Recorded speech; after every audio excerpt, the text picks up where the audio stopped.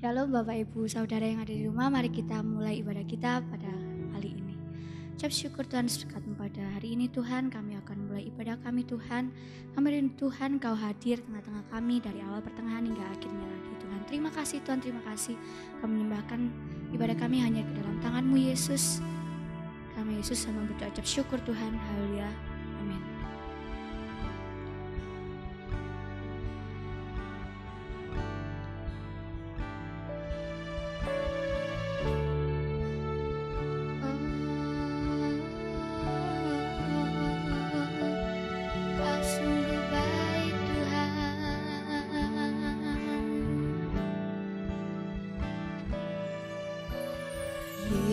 Yesus, Kau sungguh baik.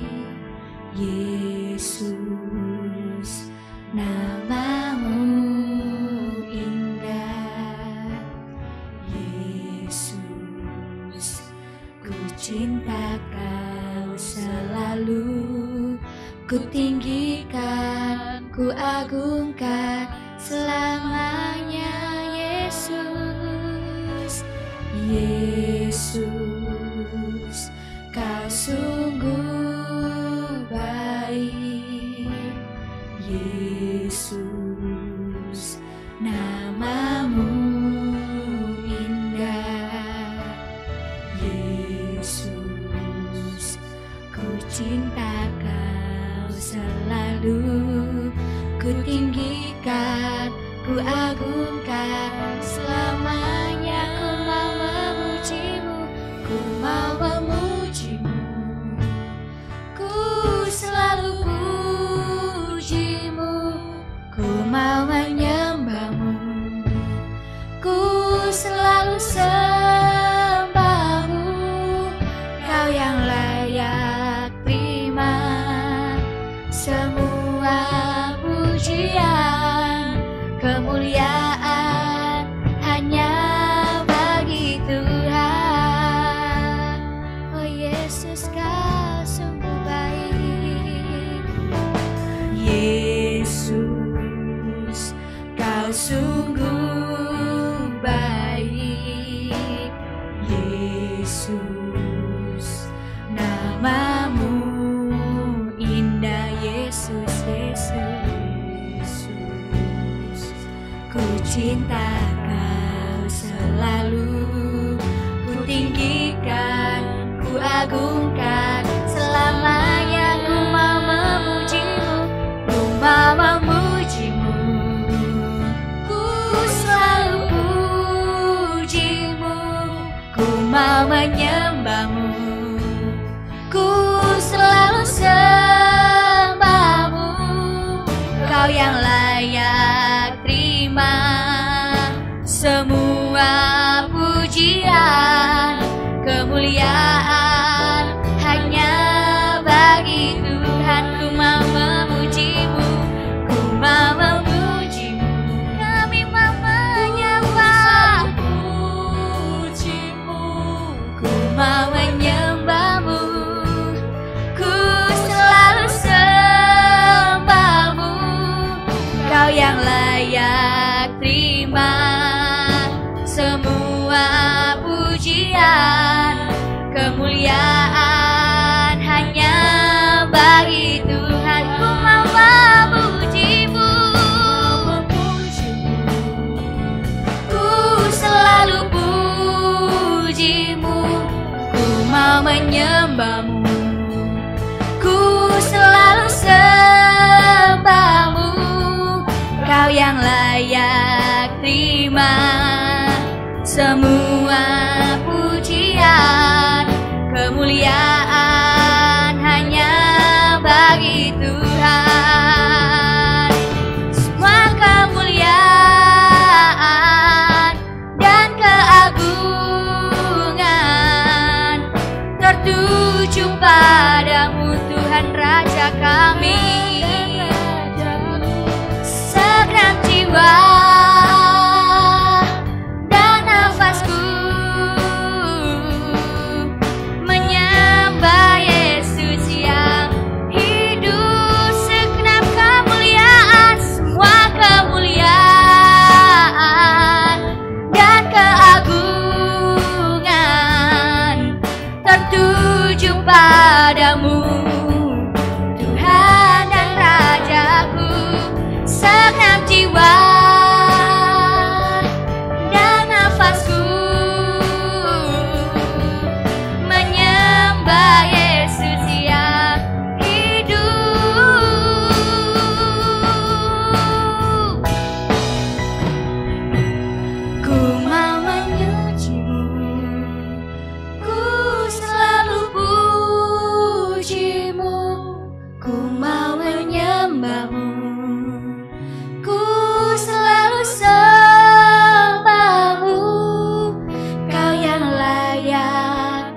terima semua pujian, kemuliaan hanya bagi Tuhan. Kami mau memuji-Mu, ku selalu puji-Mu, ku mau menyembah-Mu, ku selalu sembah-Mu, Kau yang layak terima semua pujian, kemuliaan hanya bagi Tuhan. Ku mau memuji-Mu, ku selalu puji-Mu, ku mau menyembah-Mu, ku selalu sembah-Mu, Kau yang layak terima semua pujian, kemuliaan hanya bagi Tuhan. Oh, kemuliaan bagi-Mu, hanya bagi-Mu, Tuhan.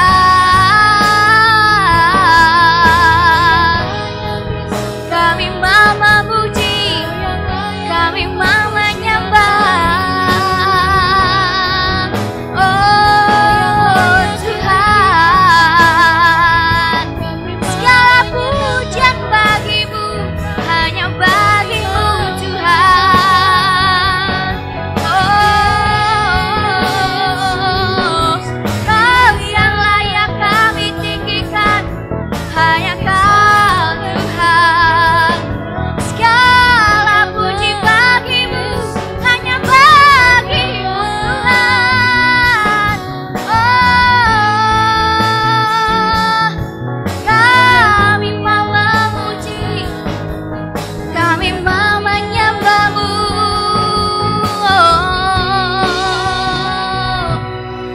Haleluya. Kami mau tinggikan-Mu, kami mau menyembah-Mu. Oh Tuhan, kami tinggikan, kami angkat. Oh, semua kemuliaan hanya bagi-Mu, hanya bagi-Mu, hanya bagi-Mu Tuhan,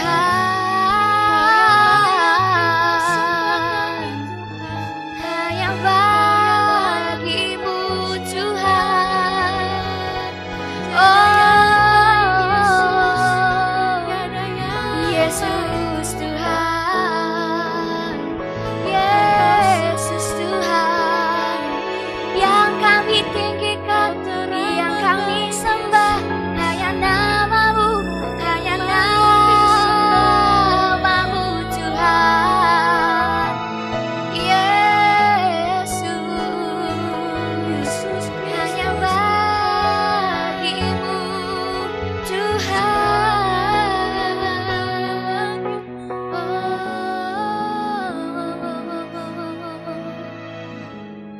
Terima kasih Tuhan.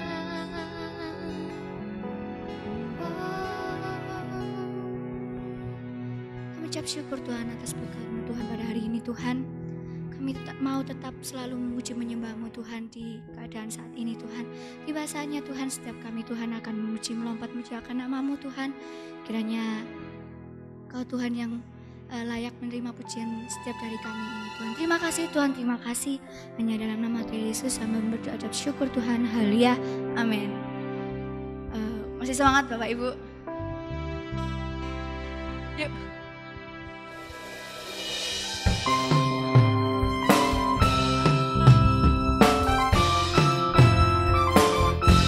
Kami mau terima Tuhan.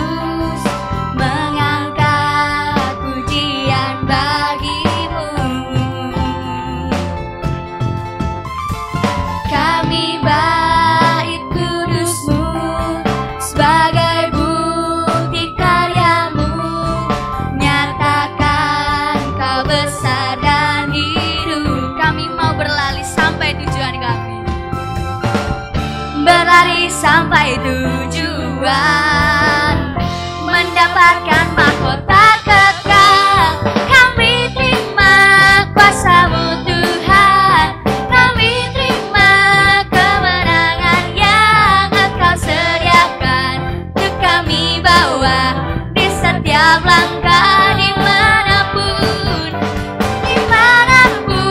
kami berdiri, kemanapun kami kan pergi, di situ pasti mujizatmu terjadi.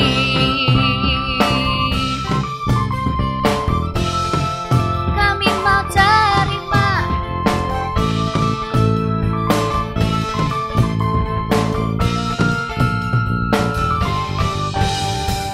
kami yang telah ditebus dengan darah yang kudus, mengangkat pujian bagimu.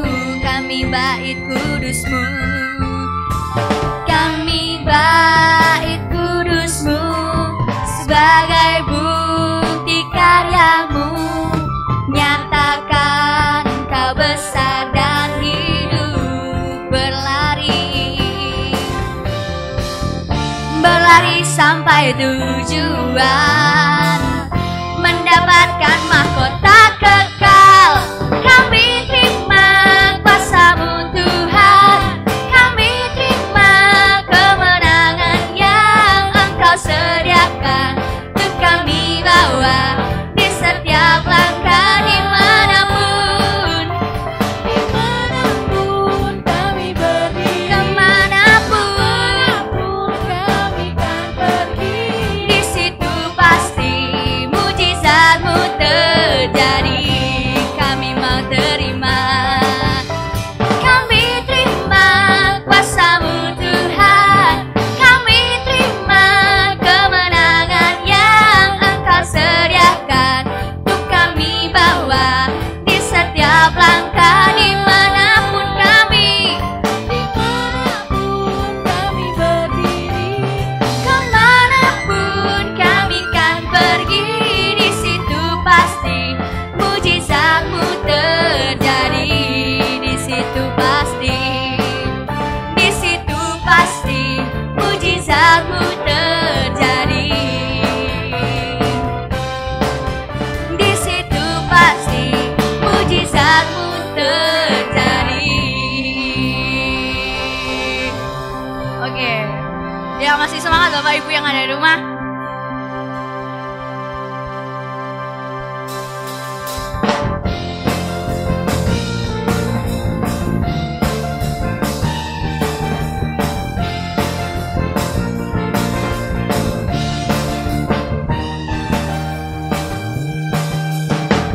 Diberi kuasa dari Raja Mulia, menaklukkan musuh di bawah kaki.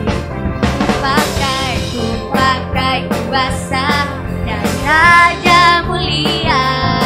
Bila Allah ada bersamaku, siapa jadi lawanku? Sungguh besar Kau Tuhanku, Engkau perisai hidupku. Ku berdiri dengan iman dalam Yesus Tuhan. Kau yang memberi kemenangan, ku bersorak merayakan. Terpujilah Engkau Raja segala raja.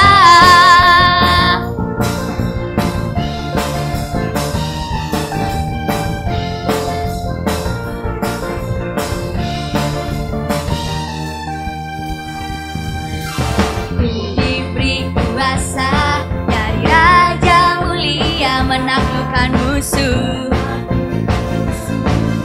di bawah kaki. Kami pakai kuasa dari Raja Mulia. Bila Allah ada bersamaku, siapa jadi lawanku? Sungguh besar Kau Tuhanku, Engkau perisai hidupku. Ku berdiri dengan iman dalam Yesus Tuhan. Kau yang memberi kemenangan, ku bersorak merayakan. Terpujilah Engkau Raja segala raja. Sungguh besar Kau Tuhanku, Engkau perisai hidupku.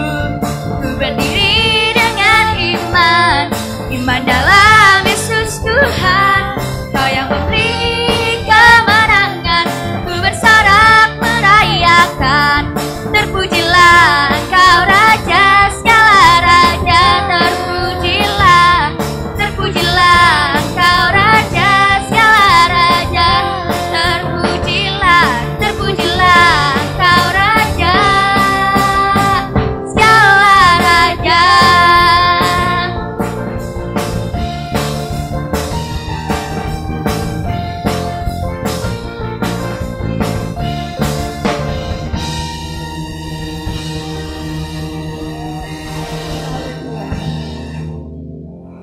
Bapak Ibu boleh mempersiapkan hati. Mari kita angkat satu pujian ini. Mengucap syukur Tuhan dekat. Tuhan, Kau telah memilih setiap dari kami, Yesus. Sebelum dunia ini dibentuk, Tuhan, Kau telah memilih setiap dari kami. Terima kasih Tuhan, terima kasih Yesus.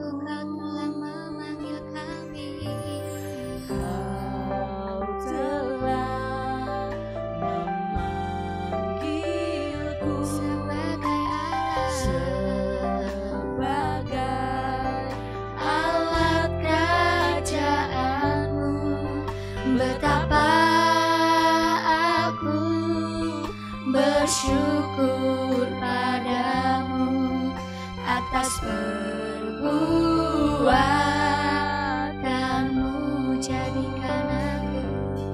Jadikan aku bait suci-Mu yang kudus dan yang tiada bercela. Jadikan aku mesbah doamu bagi keselamatan bangsaku.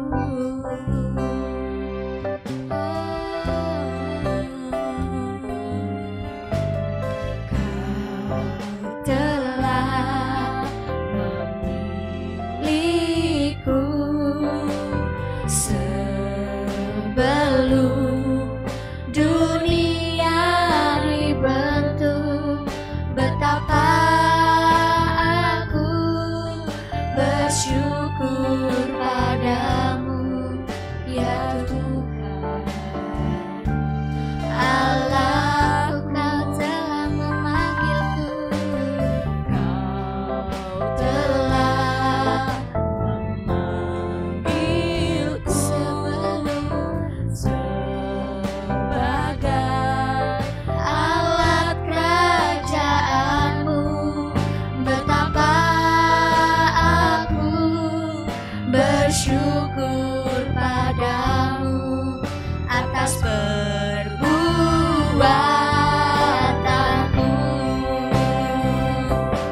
Jadikan aku bait suci-Mu yang kudus dan yang tiada bercela. Jadikan aku mesbah doamu bagi keselamatan bangsaku. Jadikan aku bait suci-Mu yang kudus dan yang tiada bercela. Jadikan aku mesbah doamu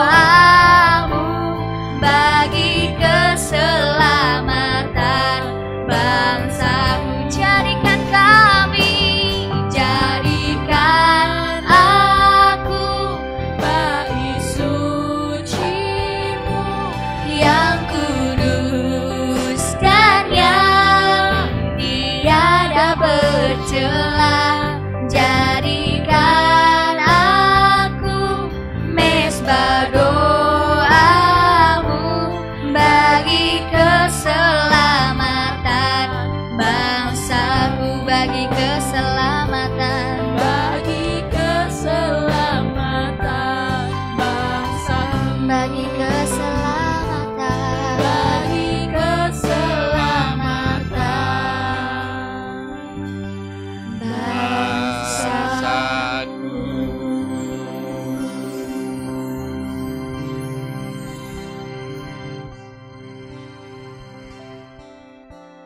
sesuai dengan nyanyian yang kami nyanyikan Tuhan.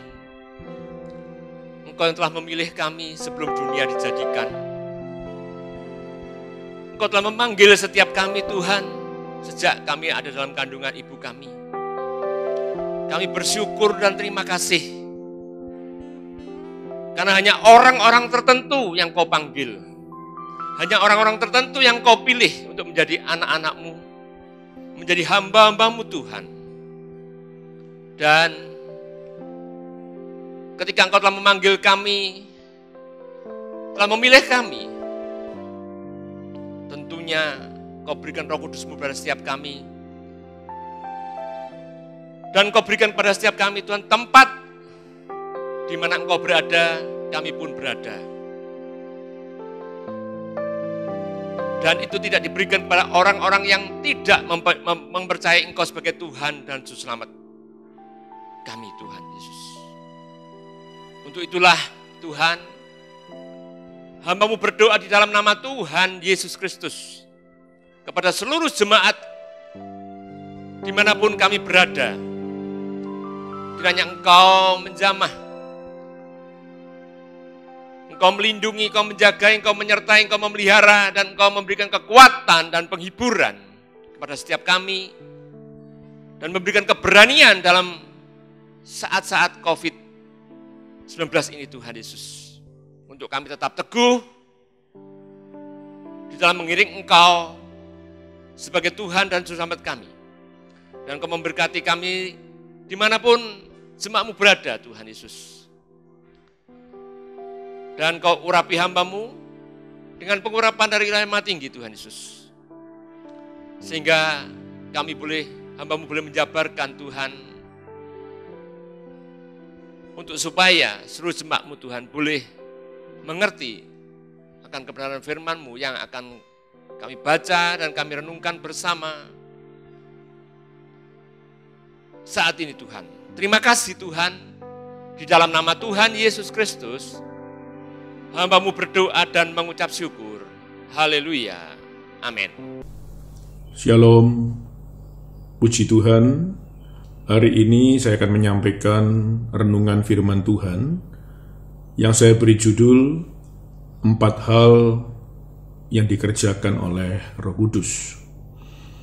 Saya percaya bila Roh Kudus tinggal dalam kehidupan kita, Dia akan bekerja secara maksimal dalam kehidupan kita dan akan mengerjakan sesuatu yang luar biasa dalam hidup kita. Saya akan bacakan di dalam Injil Yohanes pasal yang ke-16 ayat yang ke-4b sampai dengan ayat yang ke-6. Dituliskan di sana pekerjaan penghibur. Hal ini tidak kukatakan kepadamu dari semula, karena selama ini aku masih bersama-sama dengan kamu. Tapi sekarang aku pergi kepada Dia yang telah mengutus aku. Dan tiada seorang pun di antara kamu yang bertanya kepadaku kemana engkau pergi. Tetapi karena aku mengatakan hal itu kepadamu, sebab itu hatimu berduka cita. Dituliskan di dalam ayat ini, pada suatu hari Yesus sedang berbincang-bincang dengan para muridnya. Ternyata di tengah-tengah perbincangan itu intinya adalah Yesus sedang berpamitan kepada para muridnya, karena tidak lama lagi Yesus akan pergi meninggalkan mereka dan kembali kepada Bapanya. Ketika para murid mengetahui hal itu, firman Tuhan menuliskan mereka mengalami duka cita. Saudara-saudara, kata duka cita sebenarnya lebih tepat dipakai di dalam kematian. Karena duka cita itu artinya kesedihan yang begitu mendalam.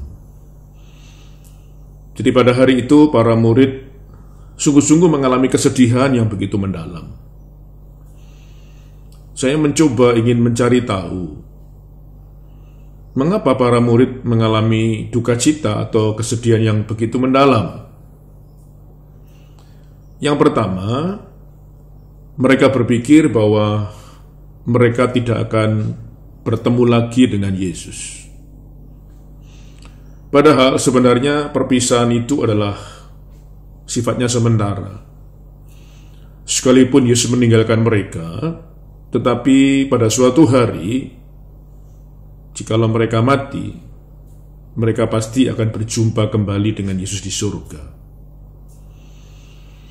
Tetapi sungguh memang perpisahan itu bisa menyebabkan orang mengalami kesedihan, bisa mengalami duka cita, apalagi kalau benar kita ditinggal mati oleh seseorang misalnya. Kita akan mengalami kesedihan yang begitu mendalam. Yang kedua, mengapa para murid mengalami duka cita atau kesedihan yang begitu mendalam? Sebenarnya mereka diliputi rasa takut. Ketakutan itulah yang sebenarnya kemudian menyebabkan mereka menjadi sedih, menjadi berduka cita. Apa yang mereka takutkan? Di dalam benak mereka, ketika mereka mengetahui bahwa tidak lama lagi akan ditinggalkan oleh Yesus, mereka berpikir bahwa kalau ada masalah, pergumulan, tidak ada yang menolong. Mereka berpikir kalau kita mengalami persoalan, siapa yang akan menolong? Itulah yang ditakutkan oleh mereka, dan ketakutan itulah yang kemudian menyebabkan mereka mengalami kesedihan atau duka cita. Saudara-saudara, ternyata apa yang dipikirkan oleh mereka, Yesus tahu, itu sebabnya dijawab di dalam ayat yang ke-7. Dikatakan demikian, namun benar yang kukatakan ini kepadamu adalah lebih berguna bagi kamu jika aku pergi. Sebab jikalau aku tidak pergi, penghibur itu tidak akan datang kepadamu. Tetapi jikalau aku pergi, aku akan mengutus dia kepadamu. Jadi Yesus tahu keadaan mereka, apa yang dirasakan oleh para murid. Akhirnya Yesus berkata, kamu gak usah takut, gak usah sedih. Sekalipun aku harus pergi meninggalkanmu, aku akan mengirim seorang penghibur. Nah, saudara-saudara, yang dimaksud oleh Yesus seorang penghibur adalah Roh Kudus. Jadi yang pertama, apa yang dikerjakan Roh Kudus bila dia tinggal dalam kehidupan kita? Yang pertama yaitu dia akan memberi penghiburan. Saya menyadari bahwa dalam hidup ini setiap kita bisa mengalami kesedihan. Apalagi kalau kita sedang mengalami masalah, pergumulan dan persoalan. Tidak jarang kita bisa sedih, bahkan bisa menangis. Apa yang biasanya dilakukan seseorang ketika dia mengalami kesedihan? Biasanya mereka mencari penghiburan. Ada yang pergi jalan-jalan, ada yang mungkin makan, ada yang mungkin keluar kota, ada yang nonton film, bahkan mungkin film komedi, dan masih banyak hal yang lain yang dikerjakan dengan tujuan supaya hati yang sedang sedih mengalami penghiburan. Saudara-saudara, apa yang dilakukan, apa yang kita lakukan diizinkan asal semuanya adalah benar dan baik. Jangan sampai kemudian waktu kita mengalami masalah, pergumulan, persoalan, kita menjadi sedih, kita kemudian mencari penghiburan yang salah. Tetapi saya ingin memberitahu, apapun bentuknya dan apapun yang dilakukan untuk mencari penghiburan, penghiburan itu bekerjanya dari luar ke dalam. Artinya apa yang ada di luar kita usahakan, kita masukkan ke dalam hati kita, supaya hati kita yang sedang sedih ini mengalami penghiburan. Tetapi apa yang dikerjakan oleh Roh Kudus berbeda dengan apa yang kita lakukan. Pekerjaan Roh Kudus bekerjanya bukan dari luar ke dalam, tetapi pekerjaan Roh Kudus bekerjanya dari dalam keluar. Jadi ketika kita menerima Roh Kudus dan dia tinggal dalam hidup kita, dia ada dalam hidup kita, dia ada dalam hati kita. Pada waktu kita mengalami kesedihan, sebenarnya tidak perlu diperintahkan, tidak perlu kita memerintahkannya. Roh Kudus secara otomatis akan bekerja, memberi penghiburan kepada kita. Dan dia akan bekerja dari dalam keluar, yang artinya dia akan membawa segala beban kesedihan keluar dari hati kita. Coba saudara tanyakan kepada orang-orang yang hidupnya penuh dengan Roh Kudus. Masalah mungkin masih ada, pergumulan persoalan mungkin masih ada, tetapi masih penuh dengan rasa sukacita. Kenapa? Karena ada penghiburan. Itu sebabnya hari ini kalau ada di antara saudara yang mengalami kesedihan, mengalami kesusahan, minta Roh Kudus tinggal dalam hidupmu. Percaya dia akan bekerja dan memberikan penghiburan kepada kita semua. Yang kedua, apa yang Roh Kudus kerjakan bila dia tinggal dalam kehidupan kita? Yang kedua, dia akan memberi kuasa. Dituliskan dalam kitab Kisah Para Rasul, pasal 1 ayat yang ke-8. Ayat yang terkenal dituliskan demikian, tetapi kamu akan menerima kuasa kalau Roh Kudus turun ke atas kamu, dan kamu akan menjadi saksiku di Yerusalem dan di seluruh Yudea dan Samaria dan sampai ke ujung bumi. Jadi kalau kita menerima Roh Kudus, menerima kuasa Roh Kudus, firman Tuhan mengatakan kita akan dipakai menjadi saksinya untuk menyaksikan dan memberitakan tentang Yesus sampai ke seluruh dunia. Dia akan memberikan kuasa kepada kita untuk memberitakan Injil.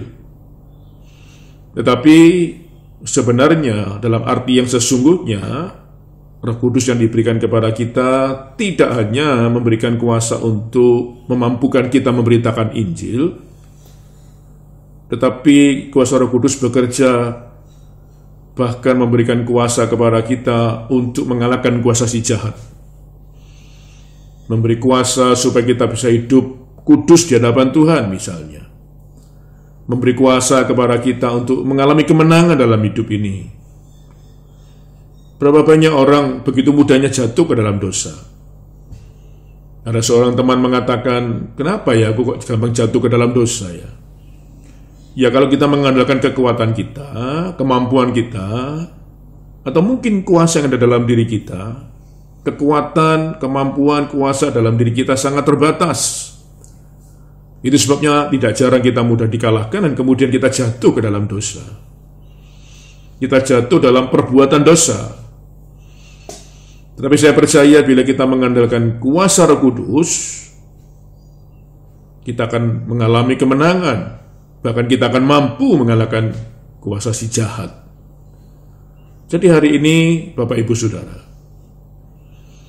tetaplah berada dalam kuasa Roh Kudus, hidup dengan kuasa Roh Kudus, karena saya percaya bila kuasa Roh Kudus bekerja secara maksimal dalam hidup kita, kita akan keluar sebagai pemenang di dalam hidup ini.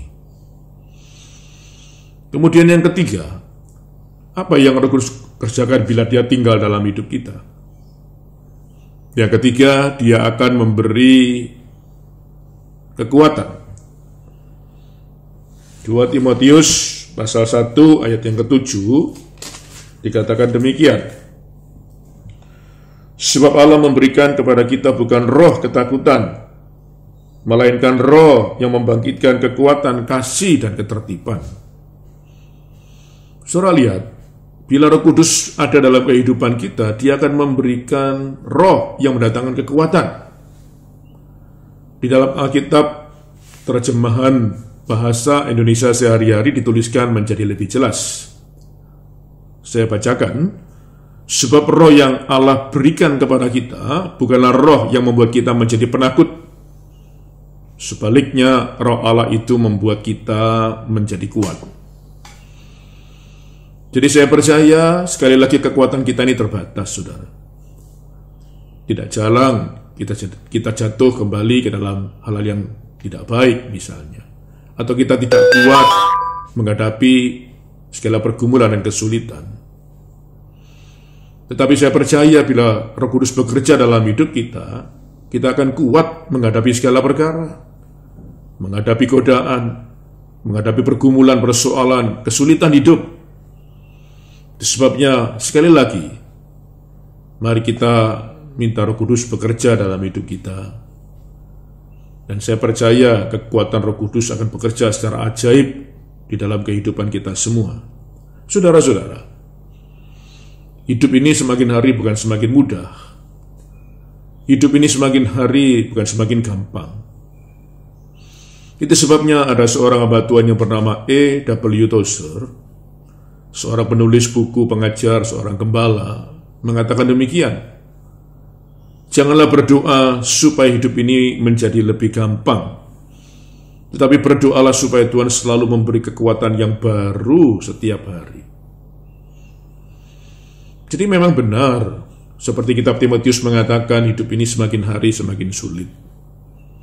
Semakin hari tantangan semakin besar. Kita butuh kekuatan dari surga, butuh kekuatan dari Tuhan. Sebabnya tanpa kekuatan dari Tuhan, tanpa kekuatan dari Roh Kudus, kita tidak akan mampu untuk menghadapi kehidupan kita di dalam perjalanan hidup kita. Tapi saya percaya bila kekuatan Roh Kudus ada dalam hidup kita, kita akan mampu menghadapi semuanya sampai akhirnya kita mengalami kemenangan bersama-sama. Saudara-saudara, tidak jarang dalam hidup ini ada orang-orang tertentu yang begitu bangun tidur sudah menghadapi masalah yang sama, menghadapi pergumulan yang sama. Bukan 1-2 hari, bukan 1-2 minggu, bahkan juga bukan 1-2 bulan. Mungkin sudah bertahun-tahun, bahkan ada yang puluhan tahun. Begitu bangun tidur, sudah menghadapi hal yang sama. Dia sudah menangis selama berpuluh-puluh tahun untuk menghadapi keadaan yang sama. Misal contoh, ada orang yang sakit cukup berat, dan itu sudah berkepanjangan, bahkan mungkin berpuluh-puluh tahun, dia harus berjuang menghadapi sakit penyakitnya. Dan orang seperti inilah yang saya maksud, dia membutuhkan kekuatan dari Roh Kudus. Ada orang tertentu misalnya masalah keluarga, masalah ekonomi misalnya, atau masalah yang lain yang berkepanjangan. Saya percaya kadang kita tidak tahan menghadapi itu semua. Saya menyadari kadang keputusasaan bisa datang. Tapi kalau hari ini kita masih ada seperti hari ini, saya percaya itu bukan kekuatan kita, tetapi kekuatan Roh Kudus yang sudah bekerja dalam hidup kita. Di dalam Filipi pasal 4 ayat 13 dikatakan, segala perkara dapat kutanggung di dalam Dia yang memberi kekuatan kepadaku. Benar, seperti yang Rasul Paulus katakan, tanpa kekuatan dari Roh Kudus yang bekerja di dalam dirinya, Rasul Paulus tidak akan sanggup menghadapi kehidupannya. Jadi Bapak Ibu Saudara, hari ini kita membutuhkan Roh Kudus yang tidak hanya memberi penghiburan, yang tidak hanya memberi kuasa, tapi dia juga bisa memberikan kekuatan kepada kita. Di masa-masa yang sulit seperti hari-hari ini, bukankah setiap kita butuh kekuatan? Keadaan tidak mudah, serangan virus COVID-19 masih terus bekerja, bahkan angka yang kena semakin hari semakin naik. Kita perlu berhati-hati dalam hidup ini, karena imbasnya juga kepada masalah ekonomi, pekerjaan, dan keuangan. Jadi kita butuh kekuatan Roh Kudus untuk terus bertahan, untuk terus kuat menghadapi segala perkara, sampai akhirnya kita mengalami kemenangan dalam hidup ini. Saya teringat ketika Yesus berdoa di Taman Getsemani. Di dalam kitab Injil Lukas pasal 22 ayat 42 dituliskan, Yesus berdoa kepada Bapanya, mencoba menawar kalau boleh tidak menghadapi aniaya dan penderitaan. Yesus berdoa 3 kali dengan doa yang sama seperti kitab Matius mengatakan. Tetapi kita melihat Bapa di surga tidak memberi jawaban secara signifikan. Jawabannya ada dalam ayat 43 yang mengatakan Bapa di surga mengirimkan seorang malaikat. Dan malaikat itu memberi kekuatan kepada Yesus. Saudara perhatikan, Bapa di surga memberi kekuatan, bukan yang lain. Dan benar, kekuatan itulah yang dibutuhkan oleh setiap orang untuk menghadapi hidup ini. Ketika kekuatan itu diberikan kepada Yesus, tidak lama kemudian Yesus ditangkap dan dianiaya, dicambuk, ditinju dan segalanya sampai pikul salib, dimahkotai duri, bahkan disalibkan di Bukit Golgota. Tidak mudah bagi Yesus untuk menjalani itu semua. Tetapi kenapa Yesus kuat menghadapi itu semua? Karena ada kekuatan yang bekerja di dalam dirinya. Tanpa kekuatan itu, Yesus merasa tidak mampu. Tetapi karena ada kekuatan dari Bapa di surga, dia dimampukan sampai disalibkan. Bahkan akhirnya dengan kekuatan yang sama, Yesus mengalami kemenangan yang luar biasa. Saudara-saudara, saya berpikir bahwa Yesus ini adalah seorang manusia. Secara manusia dia nggak tahan, nggak kuat, kan nggak mampu. Tapi kenapa akhirnya dia bisa sampai di Golgota? Saya percaya karena ada kekuatan dari Bapa di surga. Kalau hari ini kita sedang menghadapi hal-hal yang membuat kita merasa tidak kuat, percaya kita tidak pernah sendirian. Ada Roh Kudus yang tinggal dalam hidup kita dan dia siap memberi kekuatan kepada kita. Jangan lagi ada yang berkata tidak kuat, karena percaya kita tidak pernah sendirian. Yesus ada bersama dengan kita dan kuasa Roh Kudusnya akan bekerja secara maksimal dalam hidup kita. Itu sebabnya tetap hidup penuh dengan Roh Kudus. Saya percaya kalau dia tinggal dalam hidup kita, dia akan bekerja secara maksimal dan bekerja secara ajaib. Yang keempat, yang terakhir, apa yang dikerjakan Roh Kudus bila dia tinggal dalam hidup kita? Yang terakhir, yang keempat, dia akan memberi sukacita. Dikatakan dalam Injil Yohanes pasal 16, ayat 22 sampai dengan ayat yang ke-24. Injil Yohanes 16 ayat 22, demikian juga kamu sekarang diliputi duka cita, tetapi aku akan melihat kamu lagi dan hatimu akan bergembira, dan tidak ada seorang pun yang dapat merampas kegembiraanmu itu daripadamu. Dan pada hari itu kamu tidak akan menanyakan apa-apa kepadaku. Aku berkata kepadamu, sesungguhnya segala sesuatu yang kamu minta kepada Bapa akan diberikannya kepadamu dalam namaku.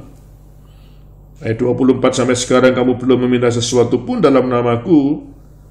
Mintalah, maka kamu akan menerima supaya penuhlah sukacitamu.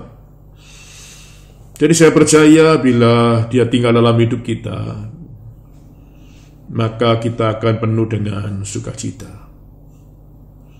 Saudara, betapa pentingnya sukacita itu ada dalam kehidupan kita semua. Mari kita perhatikan. Orang yang hidupnya penuh dengan sukacita, orang itu akan menjadi orang yang semangat. Jadi kalau orang itu hidupnya tidak penuh dengan sukacita, ya pasti dia tidak semangat. Saudara mau semangat menghadapi hidup ini, harus penuh dengan sukacita. Dari mana kita bisa mendapatkan sukacita? Ya dari kuasa Roh Kudus. Saudara, kalau orang itu mengerjakan sesuatu tanpa semangat, biasanya hasilnya pasti nggak maksimal. Tapi sebaliknya, orang itu kalau mengerjakan sesuatu, apapun yang dikerjakan, dengan semangat, pasti hasilnya lebih baik, pasti lebih maksimal. Misalnya sebuah contoh, ada seorang salesman, dia bekerja di sebuah kantor, terus dimarahi oleh pimpinannya. Sukacitanya sudah nggak ada. Kalau sudah nggak ada sukacita, pasti nggak semangat kerja. Jadi males dia. malas keliling, malas cari order, akhirnya hasilnya nggak maksimal. Tapi coba disemangati, coba dituntun lagi, diberitahu, dibimbing. Hatinya tetap senang, tetap sukacita. Karena tetap sukacita, jadi semangat. Dan kalau dia tetap semangat, saya percaya dia akan bekerja dengan sungguh-sungguh dan hasilnya pasti lebih maksimal. Saudara perhatikan orang-orang yang mengerjakan sesuatu tanpa semangat, pasti hasilnya buruk. Tapi kalau dia mengerjakan sesuatu dengan semangat, hasilnya pasti lebih baik, pasti lebih maksimal. Hari ini kita perlu menjadi orang yang semangat. Supaya semangat, sekali lagi, hidup harus penuh dengan sukacita. Mengapa kita perlu semangat? Amsal 18 ayat yang ke-14 mengatakan orang yang semangat itu dapat menanggung penderitaannya. Kemudian Amsal 17:22, kalau semangatnya patah, mengeringkan tulang. Dan hari ini kalau kita kekurangan semangat, minta kepada Tuhan. Yesaya 42:9 mengatakan Tuhan memberi semangat kepada yang tiada berdaya. Oh, saya percaya kalau kita minta sesuatu yang baik kepada Tuhan, Dia akan memberikan dengan penuh sukacita juga. Mari saudara, apapun yang terjadi, tetap semangat. Coba perhatikan orang yang sakit. Sudah gak ada semangat hidup, gak ada gairah hidup, keadaan tambah buruk, bukan tambah sembuh, lama-lama, maaf ya cepat mati dia. Tapi coba orang itu mengalami gangguan kesehatan, sakit, tapi masih punya semangat hidup, masih bergairah. Oh, badannya semakin sehat, bahkan gampang sembuh, saudara.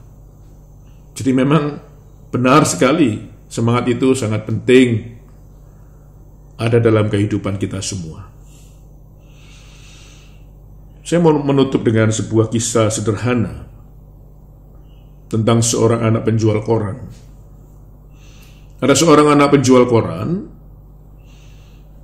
kira-kira umurnya sekitar 10 tahun. Dia biasa berjualan koran di lampu-lampu merah. Dan dia sudah sangat mengerti bila musim hujan tiba, dia selalu menyediakan plastik dengan ukuran yang cukup besar. Jika hujan turun sewaktu-waktu, koran itu dibungkus dengan plastik tersebut. Hari itu dia lihat langit sudah mendung, dia siapkan koran jualannya. Tidak lupa dia siapkan plastik untuk membungkus koran-koran itu. Akhirnya dia berjalan ke lampu merah untuk menjajakan koran jualannya. Dan benar tidak lama kemudian hujan mulai turun. Semakin lama hujan semakin deras. Segera dia mengeluarkan plastik yang dia bawa untuk membungkus korannya agar koran tersebut tidak menjadi basah. Terus dia berjualan sampai kemudian lampu merah menyala kembali dan tidak lama kemudian ada sebuah sedan yang cukup mewah berhenti di sana. Pengemudi sedan tersebut memanggil anak itu. Kemudian anak itu mendekat dan pengemudi sedan ini mengatakan, "Nak, kamu nggak pulang, hujan semakin deras. Sementara saya nggak pulang dulu karena saya jualan koran masih laku sedikit." "Ya nak, tapi hujan ini semakin deras, kamu nggak takut sakit?" "Ya, saya takut sakit om." "Kamu apakah masih sekolah?" "Masih om."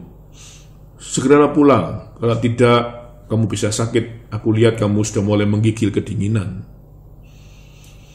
Dan kamu perhatikan, nak, langit itu berwarna putih. Biasanya kalau langit berwarna putih, hujan akan lama berhenti. Kemudian si anak menghela nafas panjang dan mengatakan sesuatu kepada si om. "Terima kasih om untuk nasihatnya." "Benar om, kalau langit itu berwarna putih, hujan itu akan lama berhenti.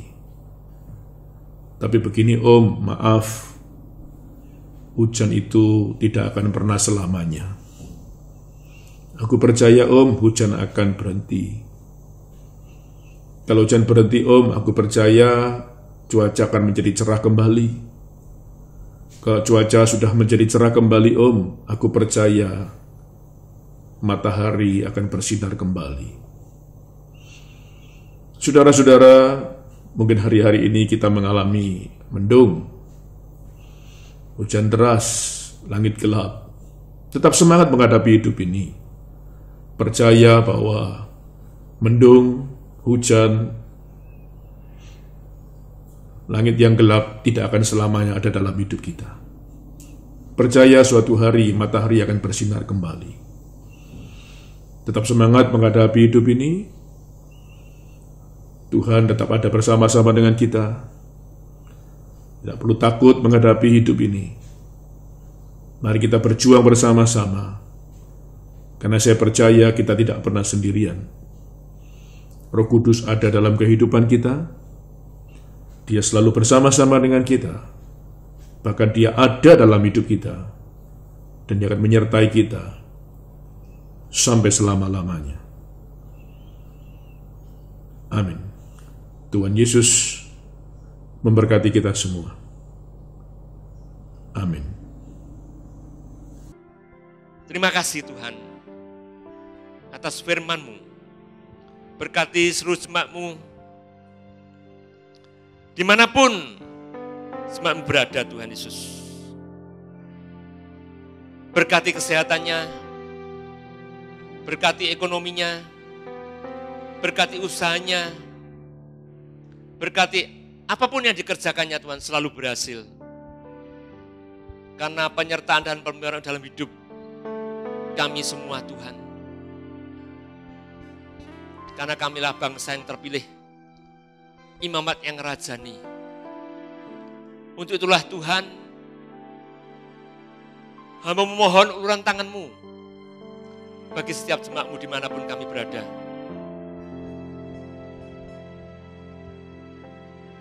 Kami minta campur tangan-Mu, kami minta pemeliharaan-Mu Tuhan Yesus.